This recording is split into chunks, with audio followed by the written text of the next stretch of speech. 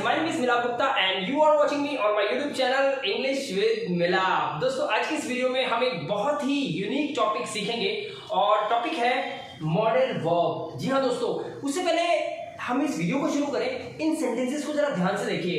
तुम इस वक्त अमेरिका में होते, ऐसे सेंटेंसेस को इंग्लिश में कैसे कन्वर्ट किया जाता है, do you know about it? एक और देखिए, ये काम अब तक हो चुका होता, जूली इस समय खेल रही होगी, या फिर मैं कहूं काश मैं भी एग्जाम की तैयारी कर रहा होता। ये काश वाले सेंटेंसेस को आप कैसे इंग्लिश में कन्वर्ट करते हैं, do you have proper knowledge about it? एक और देखिए, काश तुम भी मजे कर रहे होते मेरी तरह। बोलते हैं ना हम किसी को, यार काश तू भी मेरी तरह मजे कर रहा होता। ये सेंटेंसेस को इस सेंस में किस तरह से बोला जाता है, कौन से मॉडल वर्ब का यूज किया जाता है, यकीन मानिए अगर आप इनकी इंग्लिश नहीं जानते या इनमें से किसी एक सेंटेंस की भी इंग्लिश नहीं जानते तो ये वीडियो आपके लिए बहुत ज्यादा लिटरेटिव और बहुत ही ज्यादा इंपॉर्टेंट होने वाली है। तो चलिए वीडियो को शुरू करते हैं। अगर इन सेंटेंसेस को देखने के बाद इनकी इंग्लिश को ट्रांसलेट करते समय आप भी सामने वाले को इस तरह से देखते हैं या आप भी परेशान हो जाते हैं तो आपको ये वीडियो पूरी एंड तक देखनी चाहिए, क्योंकि आज इस वीडियो को पूरा फिनिश करने के बाद आपके पास इन सेंटेंसेस से रिलेटेड कोई भी डाउट्स नहीं बचेंगे।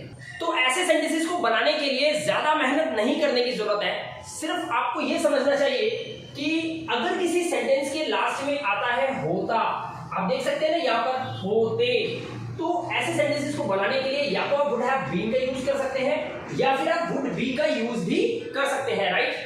सबसे पहले आपको समझना है, मैं आज एक प्रसिद्ध खिलाड़ी होता, इसकी इंग्लिश कैसे बनाएंगे? तो मैं आपको बता दूं कि इसकी इंग्लिश वुड हैव बीन से भी बनाई जा सकती है और वुड बी से भी बनाई जा सकती है। तो सेंटेंस को बनाकर देखते हैं। मैं आज एक प्रसिद्ध खिलाड़ी होता, प्रसिद्ध खिलाड़ी को क्या बोलते हैं? Famous player, right? तो सेंटेंस बनाएंगे मैं की इंग्लिश क्या होती है? आई। अब यहां पर हम पहले वुड बी से बनाएंगे, I would be a famous player today, या मैं ऐसे भी बोल सकता हूं today I would be a famous player, आज मैं एक प्रसिद्ध खिलाड़ी होता। अब इस सेंटेंस को बनाने के लिए हम वुड बी को रिमूव कर इसकी जगह पे वुड हैव बीन का यूज भी कर सकते हैं। तो हम लिखेंगे आई वुड हैव बीन, मैं इसको ऐसे भी बना सकता हूं I would have been a famous player today. दोनों ही तरीके से इस सेंटेंस को फ्रेम किया जा सकता है। ऐसे ही एक दूसरा सेंटेंस है, एग्जांपल देखिए, तुम इस वक्त अमेरिका में होते, वह इस वक्त मुंबई में होता, मैं इस वक्त दुबई में होता। ऐसे सेंटेंसेस को बनाने के लिए बहुत ही सिंपल ट्रिक यूज की जाती है, वुड बी और वुड हैव बीन का यूज करके बना सकते हैं आप। जैसे तुम इस वक्त, तो तुम की इंग्लिश क्या होती है? यू।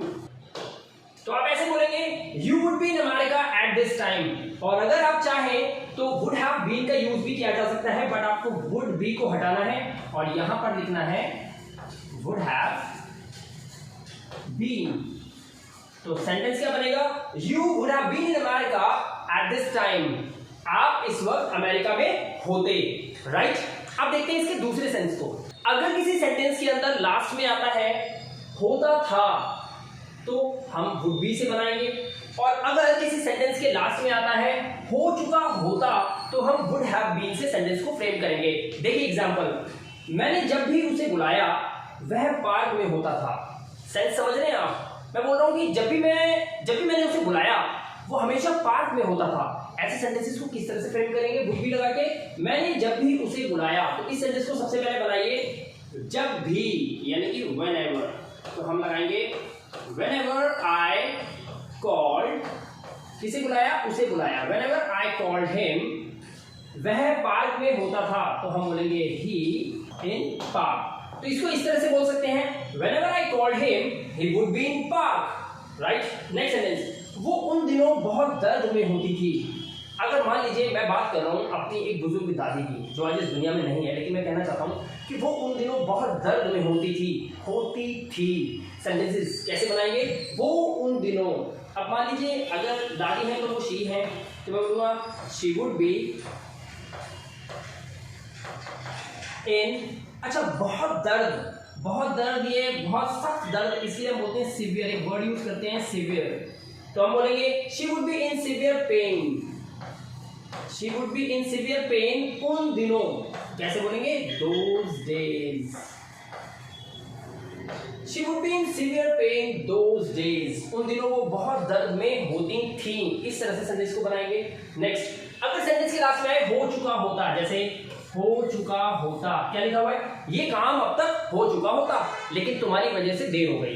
तो कैसे बोलेंगे इसको, ये काम, तो मैं बोलूंगा this work would have been completed, ये काम हो चुका होता अब तक। तो अब तक के लिए हम बोलते हैं बाय नाउ। तो हम बोलेंगे this work would have been completed by now, ये काम अब तक हो चुका होता। ऐसे ही एक और सेंटेंस देखिए, अगर उसने मेरी बात नहीं सुनी होती, अगर उसने मेरी बात नहीं सुनी होती तो वह अब तक गरीब हो चुका होता। तो ये एक कंडीशनल सेंटेंस है, अगर का यूज किया गया है तो हम बोलेंगे if he hadn't listened to me, अगर उसने मेरी बात नहीं सुनी होती, if he hadn't listened to me, तो की कोई इंग्लिश नहीं होती, ये आपको याद रखना चाहिए। वह अब तक गरीब हो चुका होता, he would have been poor, और क्या अब तक, by now, if he hadn't listened to me, he would have been poor by now।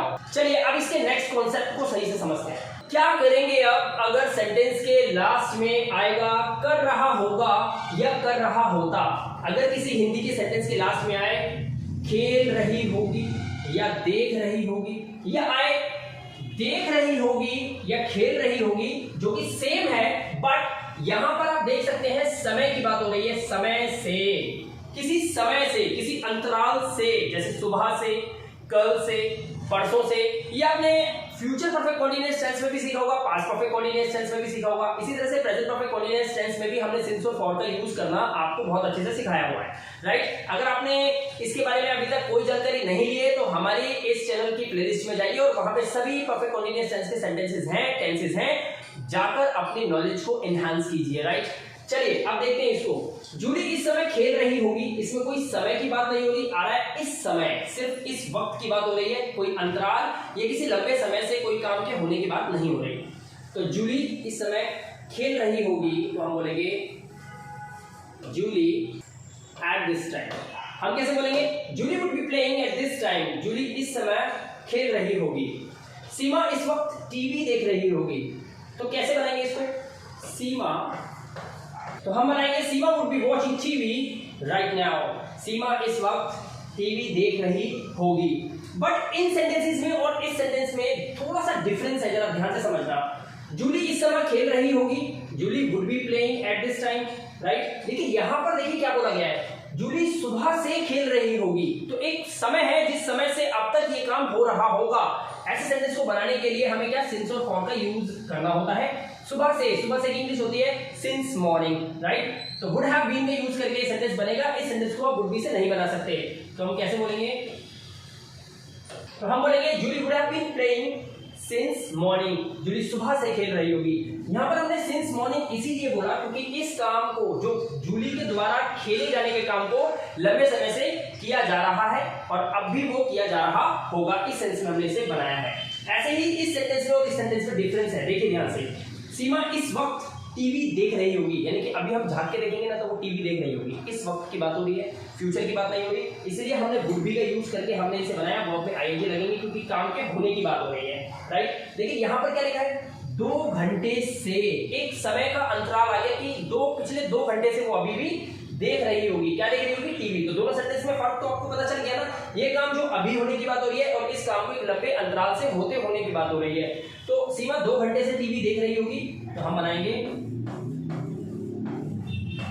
Seema would have been watching TV for 2 hours, Seema 2 घंटे से टीवी देख रही होगी। अब हमारा टॉपिक है कर रहा होता, लेकिन आपको यहाँ पर एक बात ध्यान रखनी है कि इसके अंदर एक समय से किसी काम के कर रहे होने की बात होती है, लेकिन इसमें ऐसा कुछ भी नहीं होता, राइट। सेंटेंस में डिफरेंस है, जरा ध्यान से देखिए। काश तुम भी मजे कर रहे होते मेरी तरह, तो इस सेंटेंस को बनाने में हमें वुड बी का यूज करना है। काश के लिए हम बोलते हैं I wish, would also be, क्योंकि यहां पर आपने देखा भी के लिए हमने ऑल्सो का यूज करा, और ऑल्सो का यूज कब करते हैं, जब हमने देखा कि मॉडर्न वर्ब के साथ हमने बी को यूज किया है तो बी से पहले हम इसका यूज करेंगे। जो भी लास्ट हेल्पिंग वर्ब हम लगाते हैं सेंटेंस के अंदर, उससे पहले हम यूज करते हैं ऑल्सो का।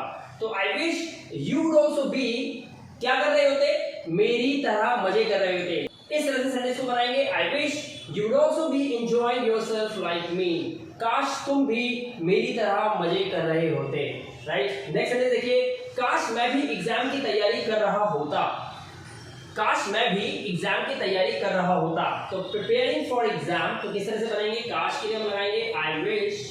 सेंटेंस बनेगा आई wish I would also be preparing for the exam. काश मैं भी एग्जाम की तैयारी कर रहा होता. यहाँ पे रहा होता के सेंस में हमने वुड बी का यूज किया है और क्योंकि सेंटेंस में लिखा है काश तो आई विश का यूज किया जाएगा. बट अब इन सेंटेंसेस में देखिए. तुम सुबह से खेल रहे होते अगर मैं तुम्हें नहीं डांटता तो. अब ये सेंटेंस एक कंडीशनल सेंटेंस है तो कैसे बनेगा? तुम सुबह से खेल रहे होते. पहले हम ये लिखेंगे You would have been playing. यहाँ तक तो ठीक है लेकिन क्या लिखा हुआ है? सुबह से. तो हमें यहाँ पर क्या आ गया? एक टाइम आ गया. तो कैसे यूज करेंगे? You would have been playing since morning. सुबह से. You would have been playing since morning. तुम सुबह से खेल रहे होते अगर, यानी कि कंडीशनल सेंटेंस है, हम लगाएंगे इफ मैं तुम्हें नहीं डांटता तो. I hadn't scolded you. SCOLDED scolded you. If I hadn't scolded you, you would have been playing since morning. इस तरह से सेंटेंस को आप बना सकते हैं. नेक्स्ट देखिए. काश मैं भी एग्जाम की तैयारी 2 साल से कर रहा होता. देखिए इस सेंटेंस को देखिए. काश मैं भी एग्जाम की तैयारी कर रहा होता. इस सेंटेंस के अंदर और इस सेंटेंस में सिर्फ एक फर्क है. यहाँ पर लिखा हुआ है एक पीरियड ऑफ टाइम 2 साल से, यानी कि हम इसके लिए यूज करते हैं फॉर 2 years. लेकिन यहाँ पर देखिए क्या लिखा है. यहाँ पे लिखा है काश मैं भी एग्जाम की तैयारी कर रहा होता. सिर्फ बात कही गई है लेकिन एक पीरियड ऑफ टाइम नहीं बताया गया. तो इसीलिए यहाँ पर हमने वुड बी का यूज करा है. बट ऐसे सेंटेंसेस के अंदर जिसके अंदर आए 2 साल से, 3 घंटे से, सुबह से, कल से, परसों से, 3 रातों से, कुछ महीनों से, इन सेंटेंसेस के अंदर आप वुड बी नहीं, वुड हैव बीन का यूज करेंगे. राइट. काश मैं भी एग्जाम की तैयारी 2 साल से कर रहा होता. तो काश के लिए आप लिखिए पहले आई विश, क्योंकि ये एक इच्छा है. कब से कर रहा होता? 2 साल से. For 2 years. इस तरह से आप इस सेंटेंस को बना सकते हैं. I wish I would have been preparing for the exam for 2 years. काश मैं भी 2 साल से एग्जाम्स की तैयारी कर रहा होता.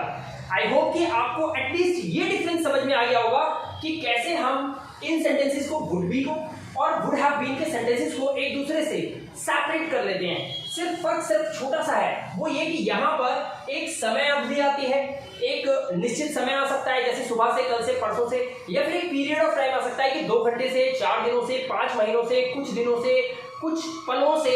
लेकिन यहाँ पर ऐसा कोई टाइम मेंशन नहीं है और इसीलिए मैंने यहाँ पर देखो घड़ी बनाई थी ताकि आपको पता चले कि एक निश्चित समय या फिर एक लंबे पीरियड ऑफ टाइम के को लेकर यहाँ पे सेंटेंस के अंदर बात हो रही है. तो आई होप कि इस वीडियो के अंदर एटलीस्ट आपको वुड के लगभग ये सभी कॉन्सेप्ट समझ में आ गए होंगे. अगर आपको वीडियो अच्छा लगा हो तो वीडियो को प्लीज लाइक जरूर कीजिएगा और चैनल पे पहली बार आए तो सब्सक्राइब कर लीजिएगा. अगर आप इस चैनल पे आते रहते हैं लेकिन अभी तक आपने सब्सक्राइब नहीं किया है तो भी कर लीजिएगा ताकि ऐसी धमाकेदार वीडियोस आपको टाइम टू टाइम मिलती रहें. साथ ही मेरा लक्ष्य है कि आप इन वीडियोस को ज्यादा से ज्यादा अपने फ्रेंड्स के साथ या दूर दराज किसी ग्रुप के अंदर जरूर शेयर करें, फेसबुक के अंदर, व्हाट्सएप के अंदर. तो आज के टाइम में डिजिटलाइजेशन आ गया है. आप चाहे तो इन वीडियोस को अपने फ्रेंड्स में या फिर कॉलीग्स में शेयर कर सकते हैं ताकि ये वीडियो दूर तक जाए और सभी लोग इन वीडियोस का फायदा उठा पाए. मैं मिलाद गुप्ता मिलूंगा आपसे अपने नेक्स्ट टॉपिक के साथ नेक्स्ट वीडियो के अंदर. तब तक के लिए thank you very much and have a good day.